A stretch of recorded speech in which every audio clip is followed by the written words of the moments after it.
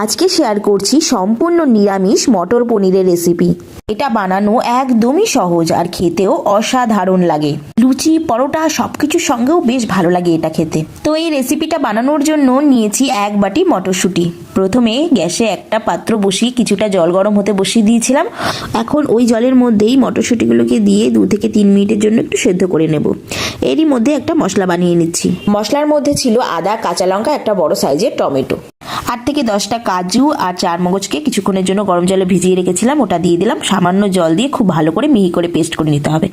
এদিকে 200 গ্রামের মতো পনির নিয়েছি। পনিরগুলোকে একটা মিডিয়াম সাইজের পিস করে নিচ্ছি। আমি 2 রকম সাইজের পিস করেছি, একটা 4 কোনা, একটা 3 কোনা। তোমরা তোমাদের পছন্দ মতো সাইজ করে নিও। এখন গ্যাসে একটা কড়াই বসিয়ে দিয়েছি কিছুটা পরিমাণে সাদা তেল। এখন ওই তেলের মধ্যে দিয়েছি সামান্য পরিমাণে লবণ। এখন খুন্তির সাহায্যে তেলটাকে কড়াইয়ের চারিদিকে লাগিয়ে নিলাম। এখন কেটে রাখা পনিরের টুকরোগুলোকে দিয়ে দিচ্ছি। ওপর থেকে দিয়েছি সামান্য পরিমাণে হলুদ গুঁড়ো। এখন খুব ভালো করে একটু লালচে করে ভেজে নিচ্ছি। খুব ভালো করে ভেজে নিয়েছি। এখন তেল থেকে ছেঁকে তুলে নিচ্ছি।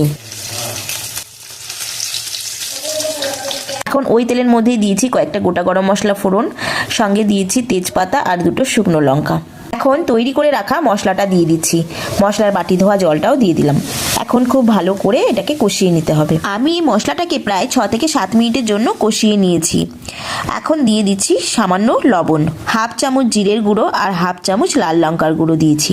এখন আবারও খুব ভালো করে কষিয়ে নেব। মশলা কষাতে কষাতেই যখন মশলার গা থেকে তেল ছেড়ে দিয়েছে, তখন দিয়ে দিচ্ছি সেদ্ধ করে রাখা মটরশুঁটিগুলোকে দিয়ে আবারও খুব ভালো করে একটু কষিয়ে নিচ্ছি। মশলাটাকে যত বেশি সময় ধরে কষানো হবে, মটর পনিরটা খেতে ততটাই ভালো হবে। এই পর্যায়ে মশলাটাকে খুব ভালো করে কষিয়ে নেওয়া হয়ে গেছে। মশলার গা থেকে খুব সুন্দরভাবে তেল ছেড়ে দিয়েছে।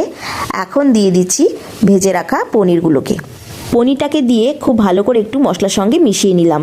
এরপর দিয়ে দিচ্ছি পরিমাণ মতো জল। এই মটর পনিরটা একটু গায়ে লাগা লাগা হলে বেশ ভালো লাগে খেতে, তাই খুব বেশি জল দিলাম না। এখন ঢাকা দিয়ে রাখছি প্রায় 10 মিনিটের মতো।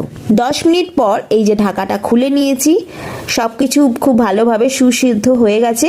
এখন ওপর থেকে দিয়ে দিচ্ছি 1/2 চামচের মতো গরম মশলার গুঁড়ো আর সামান্য একটু ঘি। সবশেষে দিয়েছি একটু কাস্তুরি মেথি। প্রথমে শুকনো খোলায় আমি এটাকে একটু ড্রাই রোস্ট করে নিয়েছিলাম, এরপর হাতের সাহায্যে গুঁড়ো করে দিয়ে দিলাম। এরপর খুব ভালো করে মিশিয়ে নিচ্ছি। দেখলে তো কত সহজে বানিয়ে নিলাম মটর পনিরের রেসিপি। আর দেখতে কতটা লোভনীয় হয়েছে দেখো।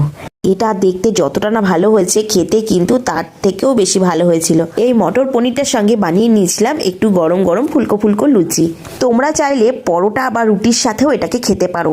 আজ এই পর্যন্তই। ভালো থেকো, সুস্থ থেকো, টাটা।